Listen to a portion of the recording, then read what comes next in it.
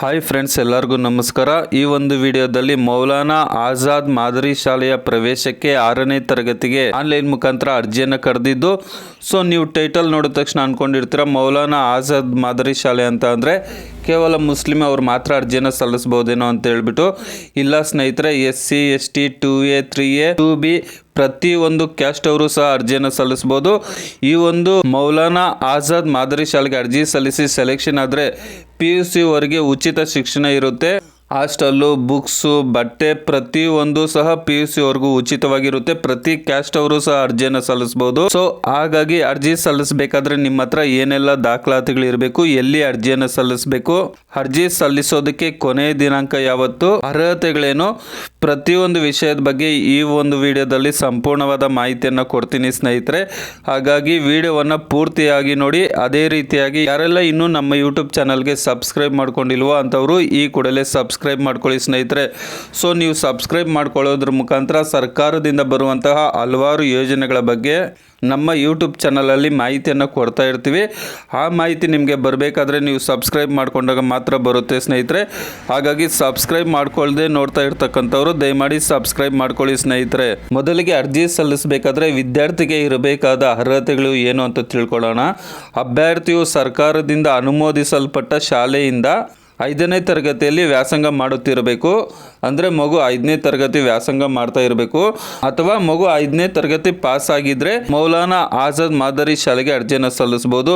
ಇನ್ನು 2ನೇ ಅರ್ಹತೆ ಬಂದ್ಬಿಟ್ಟು ಮಗು ಕರ್ನಾಟಕ ರಾಜ್ಯದ ಕಾಯಂ ನಿವಾಸಿ ಆಗಿರಬೇಕಾಗಿರುತ್ತೆ. ಇನ್ನು 3ನೇ ಅರ್ಹತೆ ಬಂದ್ಬಿಟ್ಟು ಮಗುವಿಗೆ 10ರಿಂದ ಹಿಡಿದು 13 ವರ್ಷ ಒಳಗಡೆ ಇರಬೇಕಾಗಿರುತ್ತೆ. ಸೊ ವಯಸ್ಸು ಬಂದ್ಬಿಟ್ಟು 10ರಿಂದ ಹಿಡಿದು 13 ವರ್ಷ ಒಳಗಡೆ ಇದ್ದರೆ ಈ ಒಂದು ಮೌಲಾನಾ ಆಜಾದ್ ಮಾದರಿ ಶಾಲೆಗೆ 6ನೇ ತರಗತಿ ಅರ್ಜಿಯನ್ನು ಸಲ್ಲಿಸಬಹುದು. ಇನ್ನು ಅರ್ಜಿ ಸಲ್ಲಿಸಬೇಕಾದ್ರೆ ಏನೆಲ್ಲ ದಾಖಲಾತಿಗಳು ಬೇಕಪ್ಪ ಅಂತ ಅಂದ್ರೆ ವಿದ್ಯಾರ್ಥಿಯ SATS ನಂಬರ್ ಬೇಕಾಗುತ್ತೆ. ಅಂದ್ರೆ ಸ್ಕೂಲಲ್ಲಿ ಕೇಳಿದ್ರೆ ಕೊಡ್ತಾರೆ SATS ನಂಬರ್ ಅಂತ ಹೇಳ್ಬಿಟ್ಟು 9 ನಂಬರ್ ಇರುತ್ತೆ. ಸೊ ಅದು ಬೇಕಾಗುತ್ತೆ. ನಂತರ ವಿದ್ಯಾರ್ಥಿಯ ಇತ್ತೀಚಿನ ಭಾವಚಿತ್ರ ಬೇಕಾಗುತ್ತೆ. ವಿದ್ಯಾರ್ಥಿಯ ಪ್ರೆಸೆಂಟ್ ಫೋಟೋ ಬೇಕಾಗುತ್ತೆ. ನಂತರ ವಿದ್ಯಾರ್ಥಿಯ ಜಾತಿ ಮತ್ತು ಆದಾಯ ಪ್ರಮಾಣ ಪತ್ರ ಬೇಕಾಗುತ್ತೆ. ನಂತರ ವಿದ್ಯಾರ್ಥಿ ಏನಾದರೂ ಅಂಗವಿಕಲತೆ ಹೊಂದಿದ್ರೆ ಅವರ UDID ಕಾರ್ಡ್ ಬೇಕಾಗುತ್ತೆ ಸ್ನೇಹಿತರೆ. ಕೇವಲ ಇಷ್ಟು ದಾಖಲಾತಿಗಳಿದ್ರೆ ಅರ್ಜಿಯನ್ನು ಸಲ್ಲಿಸ್ಬೋದು.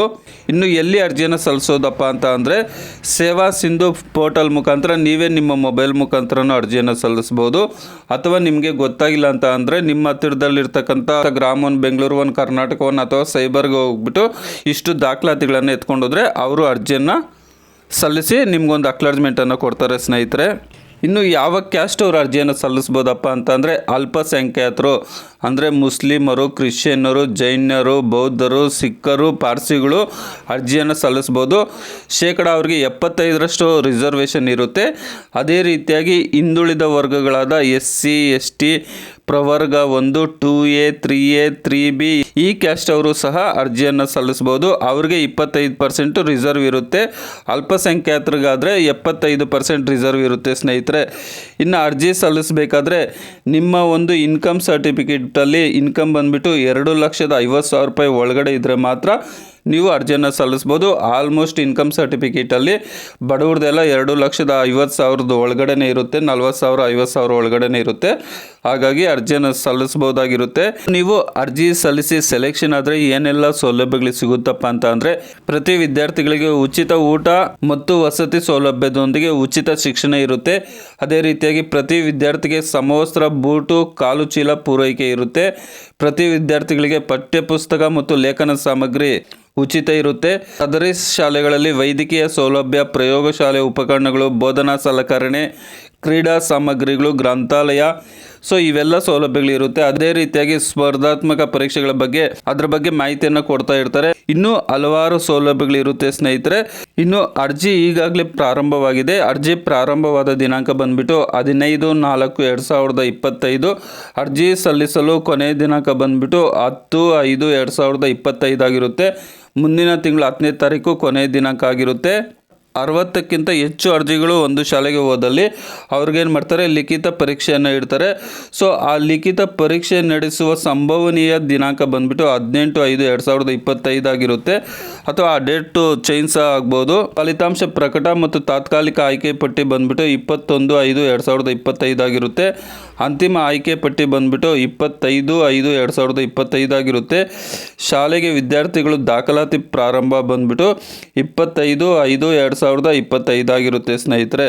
ಪರೀಕ್ಷೆ ವಿಧಾನ ಬಂದ್ಬಿಟ್ಟು ಮೌಲಾನಾ ಆಜಾದ್ ಮಾದರಿ ಶಾಲೆಗಳ ಮಂಜೂರಾತಿ ವಿದ್ಯಾರ್ಥಿಗಳ ಸಂಖ್ಯೆಗಿಂತ ಹೆಚ್ಚು ಅರ್ಜಿಗಳು ಬಂದಲ್ಲಿ ಮಾತ್ರ, ಅಂದರೆ ಆಗಲೇ ಹೇಳಿದ್ನಲ್ವಾ, ಒಂದು ಶಾಲೆಗೆ 60 ಜನ ಅಂದ್ಕೊಳ್ಳಿ, 60ಕ್ಕಿಂತ ಹೆಚ್ಚು ಅರ್ಜಿ ಬಂದಾಗ ಮಾತ್ರ ಪ್ರವೇಶ ಪರೀಕ್ಷೆಯನ್ನು ನಡೆಸಲಾಗುತ್ತದೆ. ಇಲ್ಲದಿದ್ದಲ್ಲಿ ನಿಯಮಾನುಸಾರ ಮೆರಿಟ್ ಅಥವಾ ರೋಸ್ಟರ್ ಪದ್ಧತಿ ಅನುಸಾರವಾಗಿ ನೇರವಾಗಿ ದಾಖಲಾತಿಯನ್ನು ಮಾಡಿಕೊಳ್ತಾರೆ. ಆಯ್ಕೆಗೆ ಪ್ರವೇಶ ಪರೀಕ್ಷೆಯಲ್ಲಿ ಗಳಿಸಿದ ಅಂಕಗಳೇ ನೇರ ಮಾನದಂಡವಾಗಿರುತ್ತದೆ. ಇನ್ನು ಪರೀಕ್ಷೆ ಬಂದ್ಬಿಟ್ಟು 100 ಮಾರ್ಕ್ಸ್ ಇರುತ್ತೆ, 2 ಅವರ್ ಎಕ್ಸಾಮ್ ನಡೆಯುತ್ತೆ. ಇನ್ನು ಪರೀಕ್ಷೆಯಲ್ಲಿ ಬರುವಂಥ ಪ್ರಶ್ನೆಗಳು ಬಂದ್ಬಿಟ್ಟು 90% 4 ನಂತರ 5ನೇ ತರಗತಿಯ ಪುಸ್ತಕದಲ್ಲಿ ಏನಿದೆ ಪಠ್ಯಪುಸ್ತಕದಲ್ಲಿ ಅದ್ರ ಬಗ್ಗೆನೇ 90% ಪ್ರಶ್ನೆಗಳು ಬರುತ್ತೆ. ಪ್ರಶ್ನೆ ಪತ್ರಿಕೆ ಬಂದ್ಬಿಟ್ಟು ಕನ್ನಡ, ಉರ್ದು, ಇಂಗ್ಲೀಷ್ 3 ಭಾಷೆಯಲ್ಲಿ ಇರುತ್ತೆ. ಸೊ ಅದರಲ್ಲಿ ನೀವು ಯಾವ ಭಾಷೆ ಬೇಕೋ ಅದನ್ನು ಸೆಲೆಕ್ಟ್ ಮಾಡ್ಕೋಬಹುದು. ಸೊ ಎಕ್ಸಾಮ್ ನಡೆಸ್ತಾರೆ ಅನ್ನೋದು ಗ್ಯಾರಂಟಿ ಸಹ ಇಲ್ಲ, ಯಾಕಂದರೆ ನಿಗದಿಪಡಿಸಿರುವ ಅರ್ಜಿಗಿಂತ ಹೆಚ್ಚಾಗಿ ಅರ್ಜಿಗಳು ಬಂದರೆ ಮಾತ್ರ ಪರೀಕ್ಷೆ ನಡೆಯುತ್ತೆ, ಇಲ್ಲ ಅಂದರೆ ಇಲ್ಲ ಸ್ನೇಹಿತರೆ. ಸೊ ಸೇವಾ ಸಿಂಧು ಪೋರ್ಟಲ್ ಮುಖಾಂತರ ಯಾವ ರೀತಿ ನಿಮ್ಮ ಮೊಬೈಲ್ ಮುಖಾಂತರ ಅರ್ಜಿ ಸಲ್ಲಿಸೋದು ಅಂತ ಹೇಳ್ಬಿಟ್ಟು ನೆಕ್ಸ್ಟ್ ವಿಡಿಯೋದಲ್ಲಿ ನಾನು ನಿಮಗೆ ತಿಳಿಸ್ತೀನಿ ಸ್ನೇಹಿತರೆ.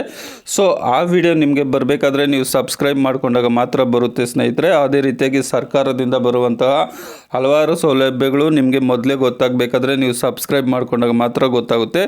ಹಾಗಾಗಿ ಸಬ್ಸ್ಕ್ರೈಬ್ ಮಾಡ್ಕೊಳ್ಳದೆ ಇರ್ತಕ್ಕಂಥವ್ರು ಸಬ್ಸ್ಕ್ರೈಬ್ ಮಾಡ್ಕೊಳ್ಳಿ. ಇದ್ರ ಬಗ್ಗೆ ಏನೇ ಡೌಟ್ ಇದ್ರೂ ಸಹ ಕಾಮೆಂಟ್ ಮಾಡಿ ಸ್ನೇಹಿತರೆ, ಅದಕ್ಕೆ ಸಂಬಂಧಿಸಿದಂತೆ ನೆಕ್ಸ್ಟ್ ವಿಡಿಯೋದಲ್ಲಿ ನಾನು ನಿಮಗೆ ಮಾಹಿತಿಯನ್ನು ಕೊಡ್ತೀನಿ. ಸೊ ವಿಡಿಯೋ ನೋಡಿದ್ದಕ್ಕಾಗಿ ಧನ್ಯವಾದಗಳು. ಬಾಯ್, ಟೇಕ್ ಕೇರ್ ಫ್ರೆಂಡ್ಸ್.